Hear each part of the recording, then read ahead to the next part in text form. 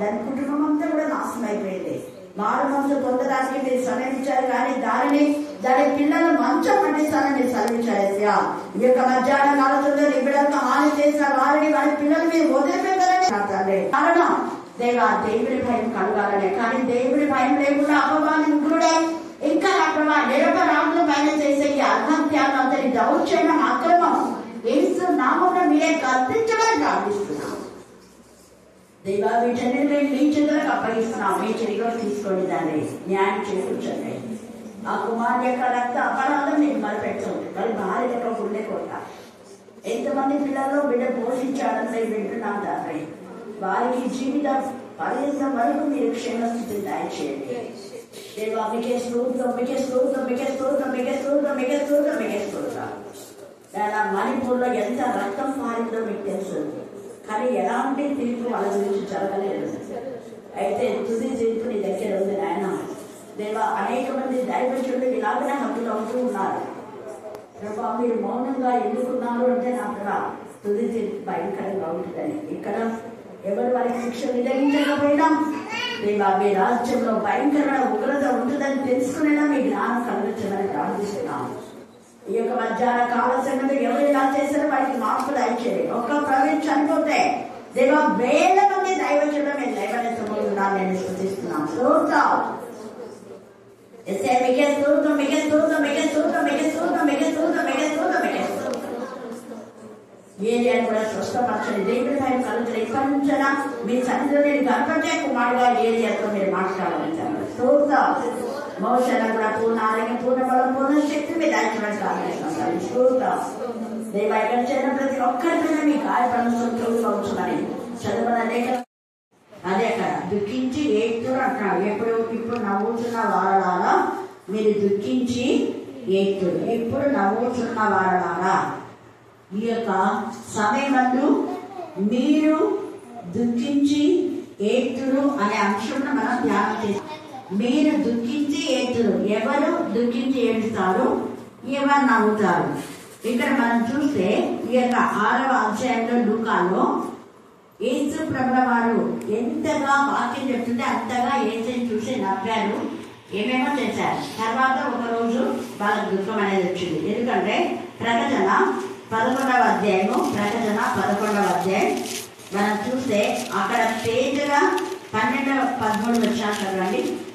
అప్పుడు ఇక్కడికి ఎక్కిరని ఎప్పుడు అంటే ఆ పైన ఈ ఇద్దరు సాక్షులను వాడు చంపినందుకు వాడు బాగా సంతోషించి కట్నాలు పుచ్చుకొని ఎంజాయ్ చేస్తున్నారు, నవ్వుతున్నారు. వాడు బాగా నవ్వుతున్నారు. ఇద్దరు సాక్షులు. ఎవరా సాక్షులు అంటే యేసయ్య గురించి, యేసయ్య జనన మరణ పునరుద్ధానంలో రాకడ గురించి చెప్పినటువంటి సాక్షులు. క్రీస్తులు సాక్షులుగా ఉన్న ఆ ఇద్దరిని ఈ యొక్క సాక్షులు ఏమని చెప్తున్నారు అంటే యేసయ్య యొక్క రక్త విలువ తెలుసుకొని రాకడ సమీపంగా ఉంది, మీ బ్రతుకులు సరిదిద్దుకోండి, మీ యొక్క పాపపు జీవితాన్ని విడిచిపెట్టండి, లేదంటే దేవుడి ఉగ్రత భయంకరంగా ఉంటుందని చివరిగా యేసయ్య యొక్క మరి ఆ యొక్క రాకడలో ఆయన ఉగ్రత ఎంత భయంకరంగా ఉంటుందో, పాప శిక్ష ఎంత భయంకరంగా ఉంటుందో, నరక అగ్ని గంధకాలంటే ఏంటో వాటి గురించి వాళ్ళు వివరించారు. అందుకనే మమ్మలను మా తప్పిదాలు ఎత్తిపడతావా, మా పాపాన్ని నువ్వు ఎత్తిపడతావా, మా పాప శిక్ష ఇంత భయంకరంగా చెప్తావా మాకు అని వాళ్ళంతా రాళ్లతో కొట్టి చంపినారు. దేనితో? రాళ్లతో. ప్రస్తుతం అక్కడ మన మణిపూర్ వాళ్ళని కూడా రాళ్లతో కొట్టి చంపారు, పిస్టల్తో కొట్టి చంపారు. ఆ యొక్క ఒక తల్లి అయితే వాళ్ళ పిల్లలకు కాల్ చేసి మీ మమ్మల్ని చంపుతున్నాం చూడు, అక్కడ హిందూ పేరు చెప్పమని చెప్పి అంటే కూడా మా మమ్మీని చంపినా నేను చెప్పాను, మా మమ్మీ చనిపోతే దేవుడి దగ్గర ఉంటుంది అన్నారు.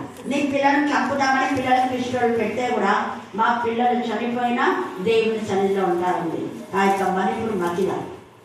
అలాగా వాళ్ళు సాక్ష్యం ఇస్తుంటే వాళ్ళు చంపి నవ్వుతారు అందరు కూడా. అదంతా వీడియో చాలా మందికి పంపించారు. నవ్వి ఏమేమో కేకలు చేస్తారు. అది ఇక్కడనే. కానీ ఆ తీర్పు ఈ యొక్క మన వాళ్ళు ఎవరు మన దేశంలో జరిగితే, మన దేశంలో ఇంత నీచాతి జరుగుతున్నా కూడా సరైన జడ్జిమెంట్ ఎవరు ఇవ్వడం లేదు, మనకు సరైన తీర్పు రాదు ఇక్కడ. కానీ దేవుడి దగ్గర ఉంటుంది. అక్కడ వెంటనే దేవుడు ఊరుకోలేదు. ఇద్దరి మనుషులను ఇలాగ చంపారు కదా అని అక్కడ ఉండి మరి ఆ యొక్క ప్రధానమంత్రులు అక్కడ ఉన్నటువంటి పెద్దలు వాళ్ళందరూ కలిసి ఎవరు చంపారని దాని గురించి జడ్జిమెంట్ ఇవ్వాలి. ఎవ్వరం లేదు, వాళ్ళంతా నవ్వుకున్నారు. కానీ దేవుడు ఊరుకోవాలి. పై నుంచి దేవుని ఆత్మ వచ్చి వాళ్ళలో జీవాత్మ దిగితే వాళ్ళు పైకి పోతారు. ఆ తర్వాత ఏం జరుగుతుంది చూడండి. 13 వచ్చింది చదవండి. 11-13. ఆ గడియలోనే గొప్ప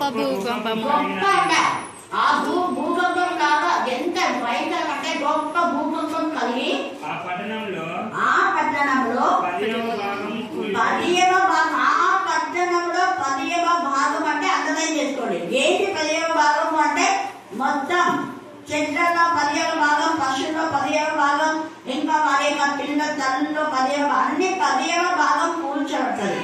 ఇల్లు కూడా. ఆ భూకంపం వలన 7,000 మంది చచ్చారు. ఆ 7,000 మంది ఎవరు అంటే ఇద్దరు సాక్షులకు వత్తాసు కలిగినటువంటి వాళ్ళ వంశాలు. ఈ యొక్క ఇద్దరిని చంపడానికి ఒక 10 మంది కలిసి చంపారనుకుందాం, లేదా ఒక 100 మంది కలిసి చంపారనుకుందాం. ఆ 100 మంది వంశము చిన్న పిల్లలు మొదలుకొని వృద్ధుల వరకు ఎవరైనా అందరు నాశనం. 7,000 మంది. అందుకే తప్పు ఒకరు చేస్తే ఆ ఒక్కరితో ఆ పాపం ప్రక్షాళన కాదు.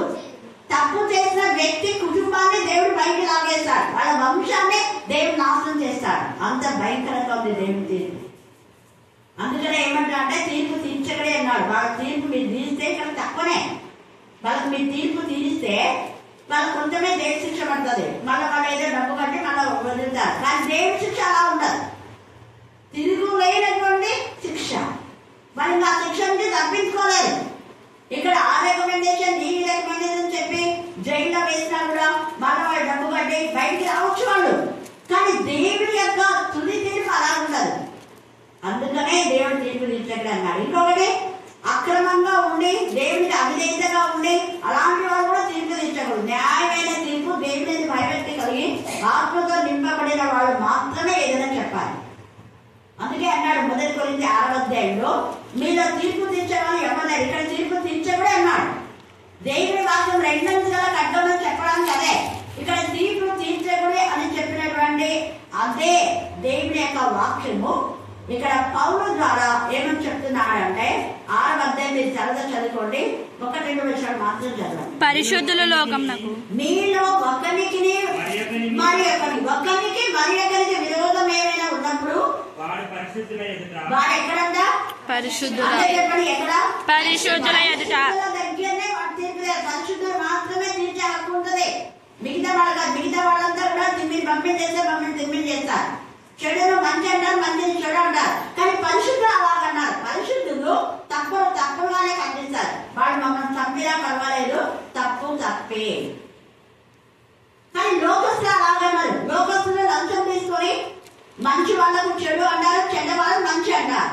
చెడ్డ వాళ్ళనే మందిరాలకు రాణిస్తారు, చెడ్డ వాళ్ళే మందిరాలకు కావాలి. ఇప్పుడు ప్రస్తుత సమాజంలో మంచి వాళ్ళు కాదు. ఎంత తేటగా ఇక్కడ మాట్లాడుతున్నాడు పరిశుద్ధాత్మ. పరిశుద్ధులు మీరు అసలు ఆ యొక్క 12 గోత్రాలకు మీరు తీర్పు ఇచ్చాలి. అలాంటిది మీరే రాజ్యం ఆడుకొని ఎక్కడికంటే ఎక్కడికి వెళ్తున్నారు అన్యుల దగ్గరికి. అన్యులు ఎవరు మీరు తీర్పు ఇచ్చడానికి? దేవుని పిల్లలకు అన్యులు జడ్జిమెంట్ చేయకూడదు. అదే నేను కూడా చెప్పాను. అన్యులై ఉండి దేవుని మందిరంలో ఏ విధమైనవి వాళ్ళు చర్య తీసుకోకూడదు. అన్యులైన వాళ్ళు దేవునికి విరోధమైన విధానంలో దేవుని మందిరాల్లో ఏదైనా చెప్పారు అంటే భయంకరమైన తీర్పు ఉన్నది. కొంచెం కాదు. ఇప్పుడు మీరు చూస్తున్నారు కదా, వాళ్ళ అన్యులైన వాళ్ళు 2 సాక్షులను బాధ పెట్టినందుకు 7,000 మంది చచ్చారు. భూమిలో అంతటా కూడా 10వ భాగం, పశువులలో వాళ్ళ పిల్లల్లో 10వ భాగం నష్టమైపోయింది. పంట, ఇల్లు, పశువులు, ఇంకా అక్కడ ఆ పట్టణం అంతా దేవుడి పిల్లలు బాగా పెడితే ఆ పట్టణం అంతా శోభకు గురైపోతుంది. ఆ ప్రాంతం అంతా దేవుడు విడిచిపెట్టాడు. ఏ విధానంలో వాళ్ళు దేవుడి పిల్లలు బాధ పెట్టారో ఆ బాధ మొదలుపెట్టారు దేవుడికి. ఆ రాళ్ళు కేకలు వేస్తాయంట. మనకి ఎవరు హెల్ప్ చేయలేదని మనం అనుకుంటా, రాళ్ళు దూరాలు కేకలు వేసి చెప్తాయి దేవుడికి. వీళ్ళంతా ఇలాగ నీ పిల్లలు బాధ పెట్టారు దేవా అని వాళ్ళు చెప్తాయంట. అందుకనే ఇక్కడ ఈ మాట రాస్తాడు, పరిశుద్ధులు మాత్రమే ఏదైనా చెప్పాలి. మిగతా వాళ్ళు మనం ఎవరు కట్టే వాళ్ళ న్యాయం చెప్పండి అంటుంటారు. చాలా తప్పు. అక్రమమైన మార్గంలో ఉండే వాళ్ళు న్యాయం చెప్తే న్యాయం తిప్పివేస్తారు. వాళ్ళు న్యాయం చెప్పరు. మన దేశంలో న్యాయం చాలా మటుకైతే జరగలేదు. 90% జరగదు, 10% ఏమో చెప్పాలి. ఇప్పటికి ఎంతమంది భయంకరంగా చనిపోతున్నారు. కానీ వాళ్ళకి ఏం తినిపించారని ఇంతవరకు బయటికి రాలేదు. ఆ యొక్క మరి డాక్టర్ గురించి కలకత్తా డాక్టర్ గురించి 3 నెలలు ఏమేమో చెప్పారు. వాళ్ళని పట్టింది తెలీదు, వాళ్ళని శిక్షించింది కూడా తెలియదు. ఊరికే జైల్లో వేసి ఇవి డబ్బులు ఇస్తారు, మళ్ళీ వస్తారు. ఇది ఈ లోకం. అయితే దేవుడు మన పక్షంగా ఉన్నాడు. అందుకనే ఇక్కడ ఈ మాట రాస్తున్నాడు. అలాగనే హేబెల్ కూడా చనిపోయినప్పుడు హేబెల్ పక్షంగా ఆదాము సాక్షులుగా ఉండి, సరే ఎందుకురా మీ తమను అలా చంపేశారని వాళ్ళు గద్దించినట్టుగా అసలు మాకు తెలియదు. హేబెల్ ఏమైపోయినాడో తెలియదు. ఇతనేమో దేశ నిమ్మలు అయిపోయినాడు. తర్వాత తెలిసింది వాడు హేబెల్ ఇంకా తండ్రి దగ్గర లేడు, దేశ నిమ్మలు అయిపోయినాడు. అతను దేవుడు సిలువ వేసినాడు, దేశ నిమ్మలు అయిపోయినాడు. తల్లిదండ్రుల దగ్గర లేడు. అక్కడ కయ్యూరు హేబెల్ చనిపోయింది. వీళ్ళ తర్వాత తెలిసింది హేబెల్ రక్తము దేవుడికి మొదలుపెట్టింది. హల్లెలూయా, హల్లెలూయా, హల్లెలూయా. నిన్ను బాధ పెట్టిన వాళ్ళు, నీ పిల్లలు బాధ పెట్టిన వాళ్ళ యొక్క రక్తము మరిగిపోయి దేవుడికి మొదలుపెడతారు. నీ గుండె కోత గాయము దేవుడికి మొదలుపెడతారు. నువ్వు అనుకోవచ్చు, ఎవరు నాకు సహాయం చేసే వాళ్ళు లేరే, దేవా నీ సన్నిధికి వస్తున్నా, ప్రార్థిస్తున్నా, నేను స్తుతిస్తున్నా, ఉపవాసం చేస్తున్నా, ఎంతగా నీ వాక్యాన్ని ప్రకటిస్తున్నా, సాక్ష్యం ఇస్తున్నా, పాడుతున్నా, అనేకులకు మేలు చేస్తున్నా, ఎందుకు లేదా ఇలా జరుగుతుంది అని మనం క్వశ్చన్ చేస్తాం. కానీ దేవుడు అంటాడు, నేను చూస్తూ మౌనంగా ఉండేవాడిని కాదు. ఏ సమయంలో వాళ్ళకి ఎలా శిక్షించాలో నాకు తెలుసు, నాకు అప్పగించి మౌనంగా ఉండు. అదే దేవుడు నాకు అప్పగించి మేలు చేయాలని మాటలో వాళ్ళ కోసం ప్రార్థన చేయి. దేవుడి చిత్తం అయితే వాళ్ళు మారేలా, వాళ్ళు భయంకరమైన గురి నుంచి తప్పించబడేలా. అలా యేసయ్య ప్రార్థన చేశాడు కాబట్టి భయంకరమైన కరుడు పట్టిన బర్మ మారాడు. కానీ యేసు ప్రభు దగ్గర 3.5 సంవత్సరం ఉన్నటువంటి ఇస్కరియోతు యూదా మారలేదు. దీనికి కూడా కారణాలు ఉన్నాయి. మనం ఎంత ప్రార్థన చేసినా కొంతమంది మారరు. కారణం ఏంటంటే వాళ్ళ నాశనం ఆల్రెడీ దేవుడు ఫిక్స్ చేశాడు. 100 మంది ప్రార్థన చేసి 100 మంది మరి విమోచకుడి చేసినా వాళ్ళకు మార్పు రాదు. వాళ్ళ నాశమే, వాళ్ళ నాశనం కోసమే మనం పుట్టించానంటాడు. అందుకే నాశనం చేయవాడు నాశనం కావాలనే వేసే ప్రార్థన చేశాడు. కానీ నాశనం చేసేవాడిని కాపాడుదేవా అని చేయాలి.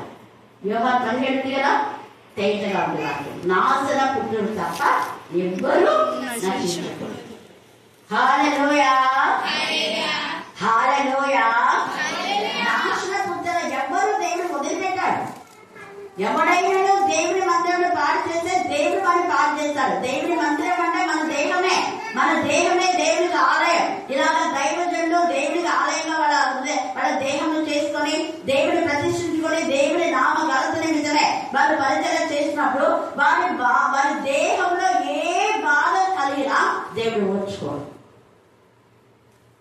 వాళ్ళ ఒక్క కన్నీటి చుక్క దేవుడికి ఎంత విలువైందో. అందుకే నీ కన్నీరు అంతా కూడా నా కళలో ఉంది అంటాడు.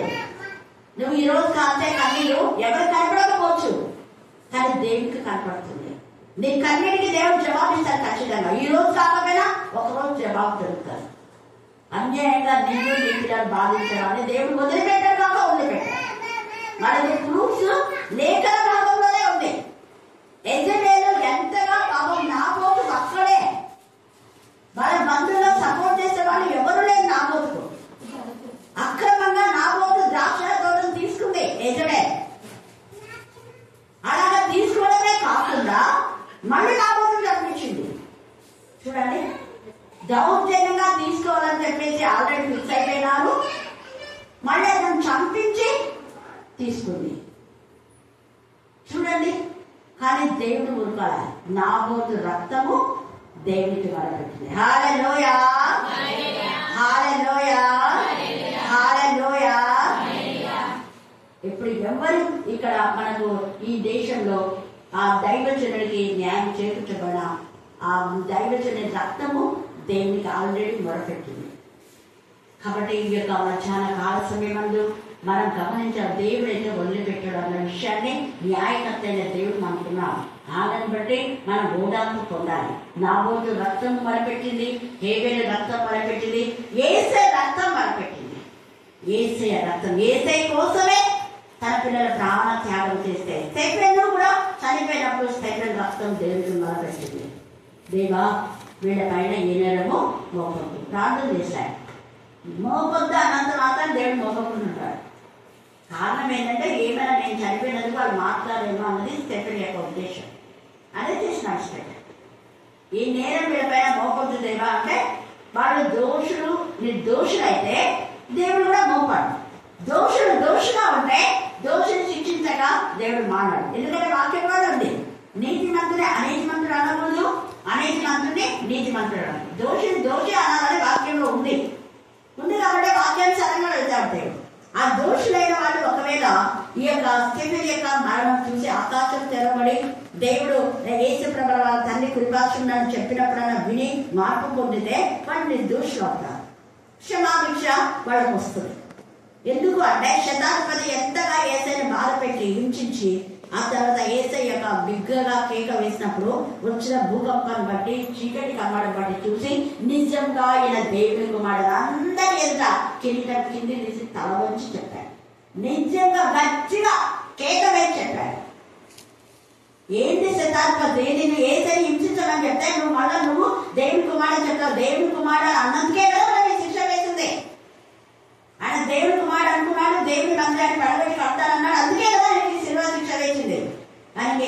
ఎన్న నిండాలి, ఎన్నన్నా గడిచిపోలేదు.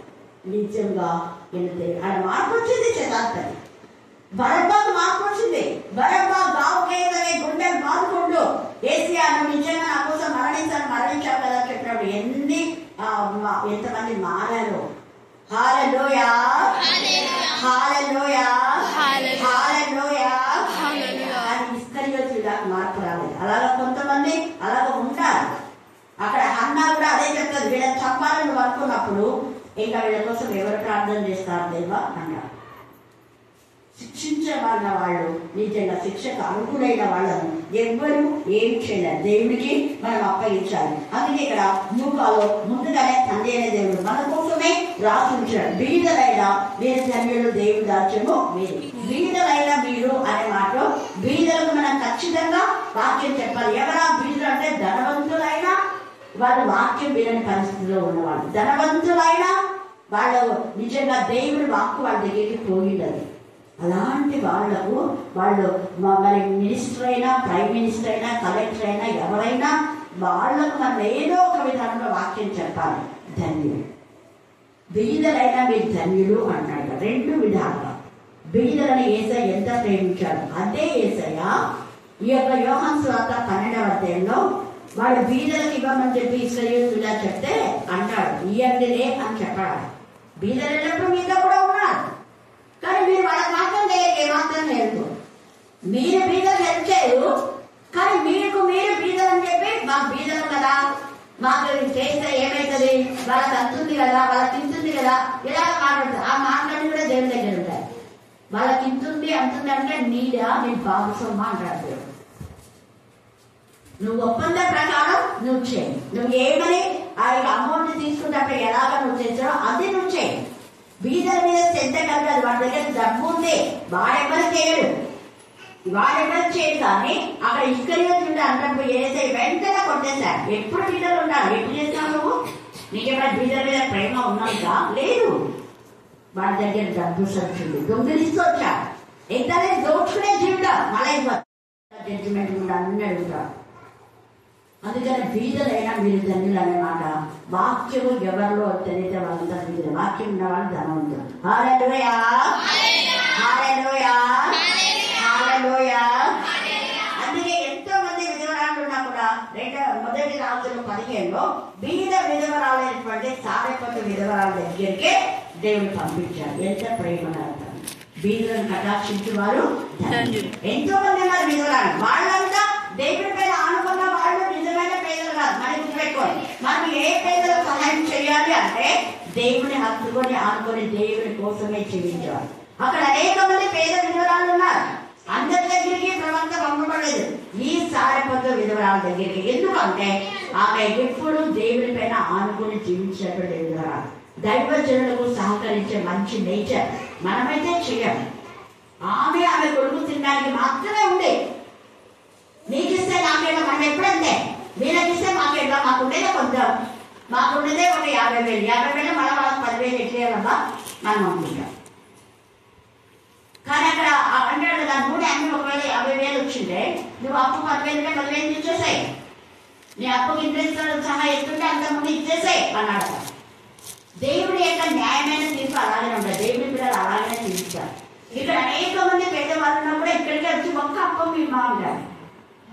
మనమైతే ఉండేదే నాకు నా కొడుకు అంటే మళ్ళీ ఒక అప్పం ఏమంటావా దైవజనుడా? అసలు నువ్వు దైవజనుడేనా? దైవజనుడు ఏం చేయాలా? మీరే మాకు ఇచ్చి, మీరు తినేది మాకు ఇచ్చి మనం వర్తించాలా. మన కొత్తలు ఇలాగే ఉంటుంది, మన ఆశలు ఇలాగే ఉంటాయి. మీరు మాకు ఇవ్వాలి కానీ మళ్ళీ మమ్మల్ని అడుగుతారా మీరు అంటాం. మాకైతే ఆమె ఒక్క మాట అంటే, నీ దాంట్లోనే చిన్నది తీసుకుంటామా చాలు అన్నాడు. ఆ తెచ్చినందుకు ఆమె బ్రతకంతా కరువు, ఆ పరిస్థితులంతా కూడా దేవుడు ఆమెను కాపాడినాడు. ఆమె ఇంతమందికి సాయం చేస్తుంది. ఎంతమందికి పెట్టిస్తుంటే ఆ పెండింగ్ వస్తుందండి, ఇస్తూనే వస్తుంది.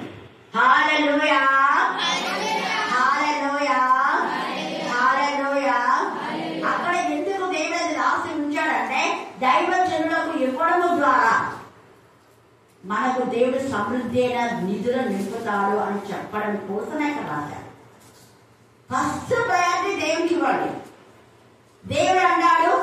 నాకు అర్పణ అర్పించాలి కంటే ముందు మీకు ఎవరెవరు ఉన్నారో అప్పు ముందు వాళ్ళకి అంటాడు దేవుడు న్యాయకర్త. వాళ్ళకిచ్చి వాళ్ళతో సమాధానపడి అర్పణ అర్పించాలి, అప్పుడు నేను ఈ అర్పణ స్వీకరిస్తాను అన్నాడు. మత్తయి సువార్తలో తేటవుతే తండ్రి చదువుకోండి. బీదలు అంటే ఎవరు? బీదలు అంటే నిజంగా దేవుని పైన ఆనుకుని జీవించే వాళ్ళే బీదలు.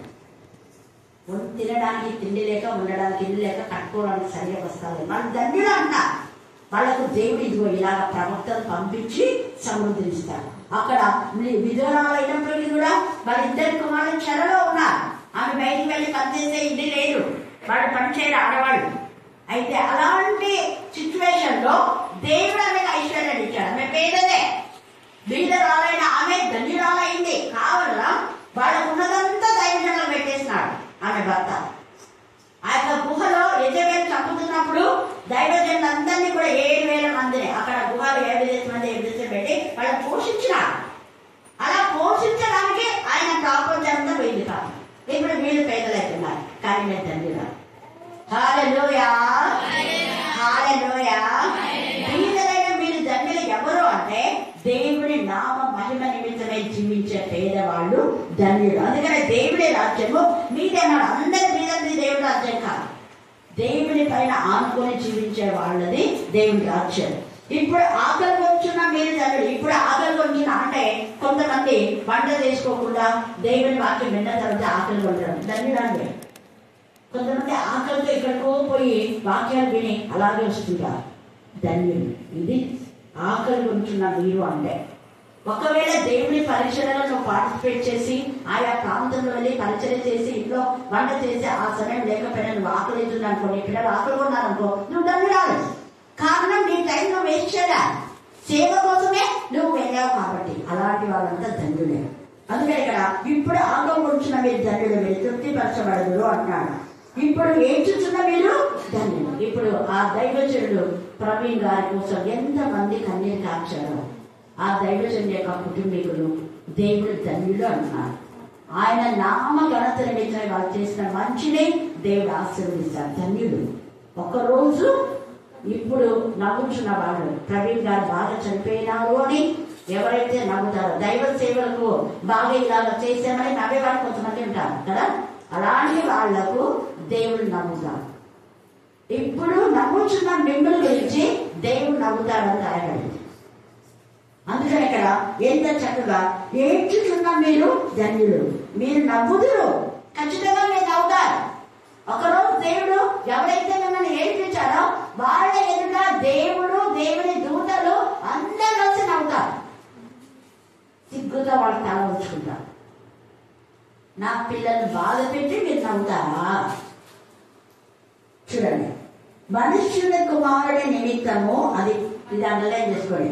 మనుష్య కుమారుడి నిమిత్తము మనుషులు మిమ్మల్ని ద్వేషించి, మనుష్య కుమారుడు నిమిత్తం అంటే మనుష్య కుమారుడు ఎవరు చెప్పాలి? మనుష్య కుమారుడు ఎవరు? వాక్యము. ఆది వాక్యము, వాక్యం నిమిత్తమే. వాక్యం నిమిత్తమే. మీకు వాక్యం చెప్పకుండా మీరు 2 రోజులు వాక్యం చెప్తానే దేవుడి రోజు వచ్చి 7 రోజులు చెప్పిస్తారు. హల్లెలూయా, హల్లెలూయా, హల్లెలూయా. మీరు ఇక్కడ వాక్యం చెప్పకుండానే ఎక్కడెక్కడో పంపిస్తారు, వేరే రాష్ట్రాలకు పంపిస్తారు, వేరే డిస్ట్రిక్ట్ లో పంపిస్తారు. దేవుడికి అంత రోషం వస్తుంది. వేరే వేరే ప్రాంతాలకు పంపించే దేవుడు వాడుకుంటాడు. అందుకని ఇక్కడ అంటాడు మనుష్య కుమారుడు నిమిత్తము అంటే వాక్యం నిమిత్తము మనుషులు మిమ్మల్ని ద్వేషించి, వెలివేసి, నిందించి, మీ పేరు చెడ్డదని కొట్టివేసినప్పుడు మీరు ధన్యులు, నిజంగా ధన్యులే. ఎక్కడైనా వాక్యంగా ఆటంకం వచ్చిందంటే ఇంకా ఎక్కువ ప్రకటించాలని చేస్తాడు దేవుడు. హల్లెలూయా, హల్లెలూయా, హల్లెలూయా. అనేక ప్రాంతాలకు పంపిస్తాడు దేవుడు. తర్వాత ఆ దినమందు మీరు సంతోషించి గంతులు వేయుడే. ఏ దినమందు అంటే మిమ్మల్ని వాళ్ళు ఇలా చేసిన తర్వాత దేవుడు మిమ్మల్ని వాడుకుంటాడు. అప్పుడు మీరు సంతోషించి గంతులు వేయుడు. ఇదిగో మీ ఫలము పరలోకమందు గొప్పగా ఉండడు. అది ఏడ్చుచున్న మన ఫలము పరలోకమందు గొప్పదిగా ఉంటుంది. హల్లెలూయా, హల్లెలూయా, హల్లెలూయా. వాక్యం కోసమే నువ్వు కన్నీరు ప్రార్థన చేసి వాళ్ళు బాగుపడాలని వాళ్ళ కోసమే బాగు చేసినంతా కూడా దేవుని సంగతి తెలుసు. వాళ్ళు రక్షణ పొందాలి, వాళ్ళ పిల్లలు రక్షణ పొందాలని నీ ప్రయాసం ప్రభునందుకు ఎప్పుడు ఎన్నడూ వ్యర్థం కాదు. వాళ్లకు కృతజ్ఞత లేకుండా దేవుడు ఒకరోజు అన్ని ముందు పెట్టి అడుగుతాడు. అందుకని ఇక్కడ అంటున్నాడు కదా, మీ పరలోకమందు గొప్పదై ఉండదు మీ ఫలం, వారి పితరులు ప్రవక్తలు అదే విధంగా చేసిరే. వాళ్ళంతే, వాళ్ళ పిల్లలు అంతే, వాళ్ళ తల్లిదండ్రులు అలాగనే దేవుని పిల్లలు హింసిస్తారు, వాళ్ళ పిల్లలు కూడా. ఎంత బాగా చెప్తున్నారు, పిల్లలు అలాగనే ఆటంకంగా ఉంటారు, తల్లిదండ్రులు కూడా. కారణం ఏంటంటే చెడ్డ వాళ్ళకు చెడ్డవాళ్ళే పుట్టారు, మంచి వాళ్ళకు మంచి వాళ్ళు పుట్టారు. ఆ చెట్టు యొక్క ఫలము చేదు అంటే చెట్టు చేదుది అని గుర్తించండి అన్నాడు. చెట్టు మంచిదైతే పండు కూడా ఏమైతుంది, మంచిది. హల్లెలూయా, హల్లెలూయా.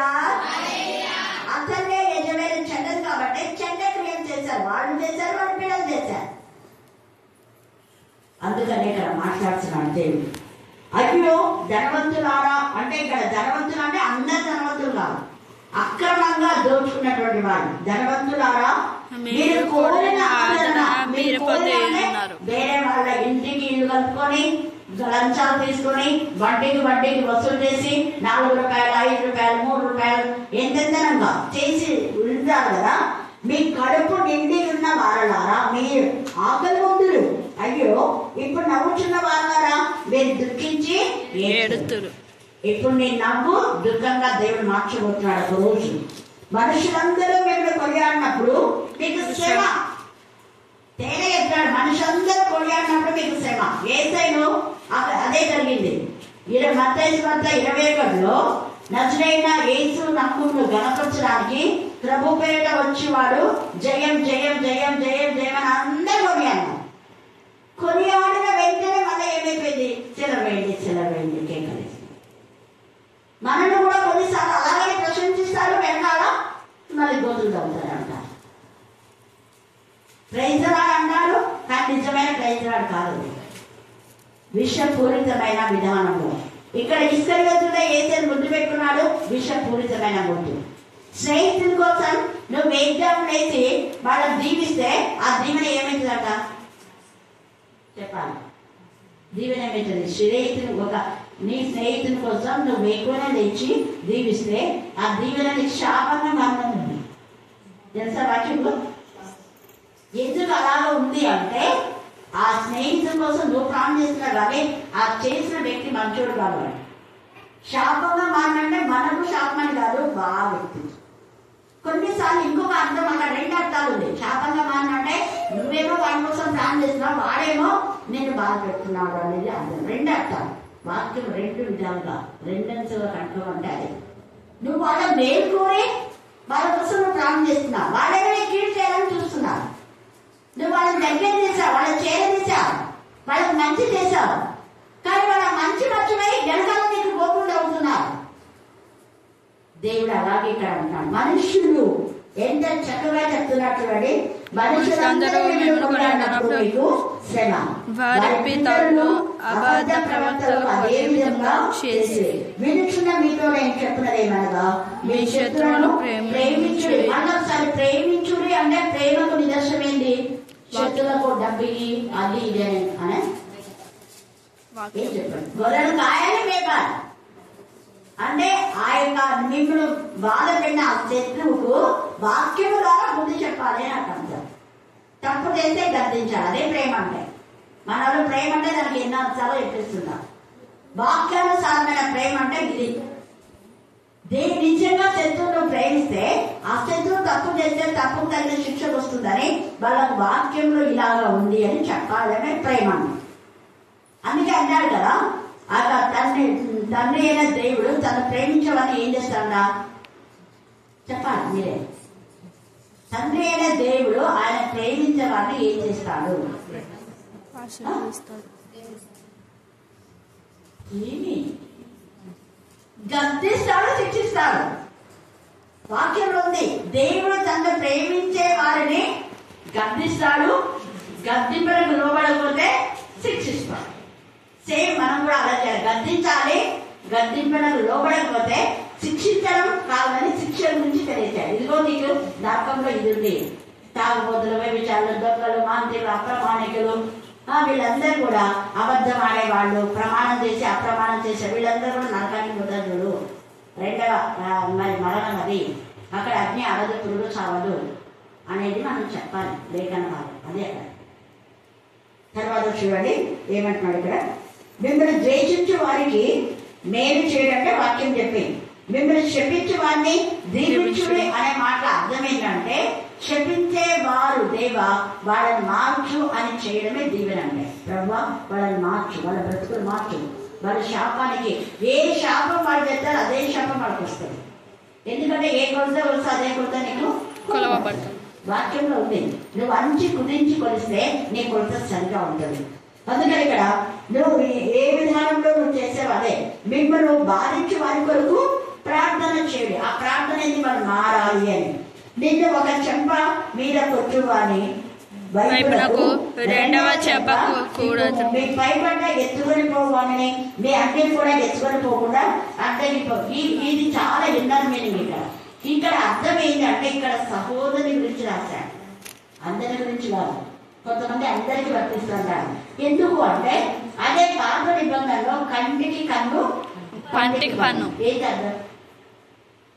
పాత నిబంధనలో కంటికి కన్ను పంటికి పన్ను ఏంటది? అదే ఒకడు ఎవరైనా నీ పన్ను ఏమైనా చేస్తే వాడి పన్ను మీద కొట్టింది, ఒకటి నీ కంటి గాయం చేస్తే వాడి కంటి గాయం చేయి, ఒకటి నీ చేయి గాయం చేస్తే వాడి చేయి గాయం చేయి. ఒకడు నీ యొక్క నీ పశువుకు వాడు హాని చేసి నీ పశువు చంపేసినాడు, వాడి పశువు చంపేసాయి. వాక్యంలో ఉంది. ఒకరి భార్యను ఏమైనా చెప్తే వాడి భార్యను పాడు చేయండి ఉంది వాక్యంలో, తేజగా ఉంది. ఒకడెందుకు ఒకరి భార్యను పాడు చేస్తే ఇంకా ఎంతమందో నీ భార్యను పాడు చేస్తారనేది వాక్యంలో. దావీదుకి అదే చదివి, దావీదుకి అదే చదివి అర్థంతో దేవుడు రాస్తాడు. మనము అర్థం చేసుకోకుండా పెడార్థాలతో వెళ్ళిపోతుంటాం. మారుణికమైంది ఇక్కడ వాక్యం. ఇక్కడ కేవలము రక్త సంబంధిత సహోదరుల గురించి.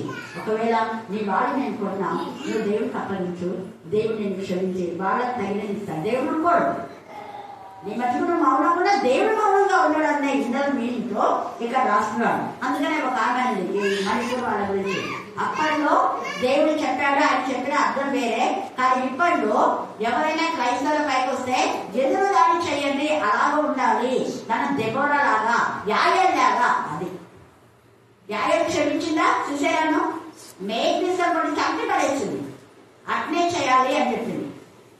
చాలా మంది స్త్రీలు అలాగనే చెప్పారు. వాట్సాప్ లో స్త్రీలను భయంకరంగా వాళ్ళు బాధ పెడుతుంటారు. వాళ్ళు బాధ పెడుతున్నారని మనం అలాగనే మనం ఓర్చుకుంటే ఇంకా బాధ పెడతారు వాళ్ళు అనే విధానంలో చెప్పారు. ఇప్పుడు జరుగుతుంది అదే. అందుకే ఇక్కడ చూడండి, నీ అంగీని కూడా ఎత్తుకొని పోకుండా అద్దగిపోవు, నిన్ను అడుగు ప్రతి వానికి ఇవ్వము, నీ సొత్తు ఎత్తుకొని పోవాలి ఎంత దాన్ని మరలా అడగవద్దు. మనుషులు మీకు ఎలాగో చేయవద్దని మీకు అది ఇక్కడ కింద ఇదంతా ఇచ్చి కింద క్లారిటీగా మనుషులు మీకు ఎలాగో చేయవద్దని. మనుషులు ఏం చేయాలనుకుంటాం మనము, వాడి మాకు ఇస్తే బాగుంటుంది అనుకుంటామా లేదా? నువ్వు ఎలా అనుకుంటావో మరి నువ్వు ఇతరులకు ఇస్తున్నావా? ఇతరులని కావాలని నువ్వు అనుకుంటున్నావు, మరి ఇతరులకు నువ్వు తీసుకున్నావు కదా, ఇతరులకు తీసుకొని నువ్వు ఇస్తున్నావా? ఏదో ప్రశ్నించుకో. దేవుడు ఎంత సుడిగా మాట్లాడతాడే అంత సుడి. మనుషులు మీకు ఎలాగో చేయవద్దని మీరు కోరుదులో మీరు అలాగే చేయాలా, అలాగే మీకు కోరిలో కొలిచి వస్తాడు దేవుడు. వాళ్ళకి ఇంత డబ్బు ఉంది, అంత డబ్బు ఉంది, నాకు ఇచ్చిందే బాగుంది అనుకుంటావు. నీకంటే తక్కువ వాడు కూడా ఇదే అనుకుంటావు. మరి చేస్తున్నావా? నువ్వు ఎలాగనుకుంటావో అలాగనే చేయమంటాడు. ఇతరులని కావాలని ఇతరులు దోచుకోవాలని ఎందుకు అనుకుంటావు? నువ్వు దోషం అవుతావు. ఇతరులకు ఇవ్వాలని నువ్వు అయితే మీకు ఇస్తాను. హల్లెలూయా, హల్లెలూయా, హల్లెలూయా. ఈ మాట అర్థం ఇదే, మనుషులు మీకు ఎలాగో చేయవనని మీరు కోరుదులో అలాగ మీరును వారికి చెయ్యుడి. తర్వాత ఏమన్నాడు, మిమ్మల్ని ప్రేమించే వారిని మీరు ప్రేమించిన కలుగును, పాపులను తమను ప్రేమించే వారిని ప్రేమించు కదా, మీకు మేలు చేసే వారికి మేలు చేసేలా మీకేమేమో కలుగును. దీని అర్థం ఏంటంటే, రక్షణ పొందిన వారికి వాక్యం చెప్తే ఏం ప్రయోజనం? మనకు దీన్ని వేరే అర్థంతో చెప్తాను. ఇక్కడ దేవుడు చెప్పిన అర్థమే, మేలు చేసిన వారికి మేలు చేసిన అంటే రక్షణ పొందే వ్యక్తి ఉన్నాడు. ఆ వ్యక్తికి, రక్షణ పొందే వ్యక్తికి మనం వాక్యం చెప్తే అదేమైనా మేలా? ఏం కాదు. రక్షణ పొందాలో చెప్పాలి. అలాగనే ఎవరైతే దేవుడి విరోధంగా వాళ్ళకు మనం చెప్పాలి.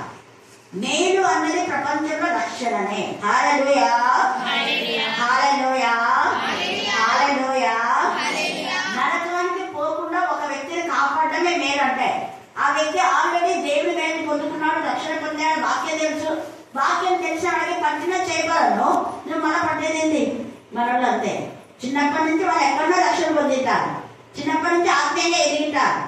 అది ఏమో పెట్టింటారు, పెట్టి ఆ స్క్రీన్ పెట్టి కలవరు చెప్పుడు అన్నారు. వాళ్ళంతా అక్కడ ఉన్నారు. అక్కడ ఉన్న వాళ్ళందరినీ మన సతీష్ బ్రదర్ రక్షించినారా? దేవుడి పిల్లలు ఎవరైతే పట్టిందో రక్షించకూడదు. ఎక్కడెక్కడ ఆత్మీయంగా ఎదిగినాడు. నా దగ్గరికి ఇక్కడ వచ్చేట్టుగా ఇలా మంది వస్తుంటే నేను అన్నా, ఇప్పుడు ఎందుకు వచ్చినారు మీరు? మళ్ళీ అప్పుడు ఎందుకు పోకూడదు అన్నా. అప్పుడెందుకు నా దగ్గరికి వచ్చినారు? అప్పుడే చదివించుకున్న దగ్గరికి పోకూడదు అన్నా. దానికి జవాబు లేదు.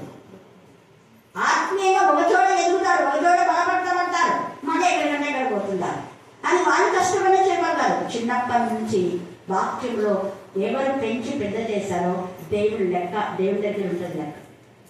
అలాంటి వాళ్ళ చేతులెత్తమంటే, రక్షణ కోసం చేతులెత్తమంటే అంత స్వస్థత వాళ్ళు కూడా ఎత్తుతారు. వాళ్ళు ఎప్పుడో రక్షణ పొందింటారు, ఎప్పుడో రక్షణ పొంది సాక్షి కూడా చెప్పింటారు. మళ్ళీ వీళ్ళు ఏం చేస్తారు? ఈ యొక్క స్పీకర్స్ ఇంతమంది రక్షణ పొందినారని వాళ్ళు ఎందుకు చేతులు ఎత్తింటారు? చేతులు ఎత్తండి ఎత్తుతారు. దానివల్ల చాలా మంది అట్లా చేస్తుంటారు. కానీ నిజంగా వాళ్ళ కోసం, ఒక రక్షింపబడిన వ్యక్తి కోసం ఎంత భారంతో బాధ్యతతో ఎవరు చేశారనేది గ్రంథంలో లిఖితమైంటారు. ఇదిగో ఈ దైవచనుడు వీళ్ళ కోసం చేశారు. అక్కడ వాళ్ళు చేతులు ఎత్తుతారు, ఇక వాళ్ళు వెళ్ళిపోతారు. వాళ్ళ పాటికి అంటారు. మళ్ళీ ఫోన్ చేసి, బ్రదర్ నేను ఫలానా బాధలో ఉన్నా బ్రదర్, దయచేసి నేను ఒకసారి నీకు 20,000 స్పాన్సర్ చేశాను కదా, ఇప్పుడు కష్టంలో ఉన్నాం, ఒక 2,000 పంపించాలంటే మళ్ళీ అవుతుందా? రెస్పాన్స్ ఉండదు, కట్ అయిపోతుంది ఫోన్. ఇద్దరు ముందు నాకు కాల్ చేసి ఇదే చెప్పాను, అక్క మేము ఎంత ఇక పేదలు. ఇప్పుడు వాళ్ళమ్మ ఆపరేషన్లో ఉన్నామంట. ఆపరేషన్లో ఉన్న వ్యక్తి, మా మమ్మీ ఆపరేషన్లో ఉంది, మా నాన్న చనిపోయాడు, నేను ఒక్కనే సార్, నాకు కొంత పంపించండి చేస్తే అవతల నుంచి రెస్పాన్స్ లేదు. ఇంకా కొంతమంది అడిగారు, నేను అప్పుడు చేసిన దాంట్లోనే ఇవ్వండి అని. అంటే మీకు ఏమైనా చేయమని చెప్పినామా? నేను ఇలా ఉంటాయి. అవన్నీ దేవుడి దగ్గర లెక్కలు ఉంటాయి. ఈ యొక్క సమయంలో మనము రక్షణ లేని వారికి, ముఖ్యంగా రక్షణ పొంది పడిపోయిన వారిని బలపరచాలి ఒకటి. రెండవది, ఎవరైతే రక్షణ లేరో వాళ్ళకు వాక్యం ప్రకటించాలి. అందుకే మిమ్మల్ని ప్రేమించే వారిని నేను ప్రేమిస్తానే, రక్షించబడిన వాళ్ళు ఖచ్చితంగా ఒకరు హెల్ప్ చేస్తుంటారు. అది కాదు, రక్షణ లేకుండా ఉండేటటువంటి వాళ్లకు మనం రక్షణ భాగ్యం అందిస్తే మనం దాన్ని వాళ్ళే పేదలు. అంటే వాక్యం లేని వాళ్ళే పేదలు. అలా వాక్యం తెలియని వాళ్ళకు వాక్యం చదివి వినిపించాలి. అలాగే చదువు రాని వాళ్ళు కూడా వాక్యం మనం చదవలేదు, వాళ్ళకు నువ్వు వాక్యం చదివి వినిపిస్తే కూడా నువ్వు దండి రావాలి. వాక్యం చదవలేని స్థితిలో వాళ్ళు ఉన్నారు, వాళ్ళు పేదవాళ్ళే. అలాంటి వాళ్ళకు వాక్యం చదివి కంటత వాక్యాన్ని నేర్పిస్తే నువ్వు దండి రావాలి. కాబట్టి ఇక్కడ ఈ యొక్క సమయంలో మన యొక్క దుఃఖములు దేవుడు నాట్యంగా మారుస్తాడు. దేవుడు ఈ లేఖన భాగాన్ని దీవించి ఆస్వాదించుగాక. ఆమేన్, ఆమేన్. చివరి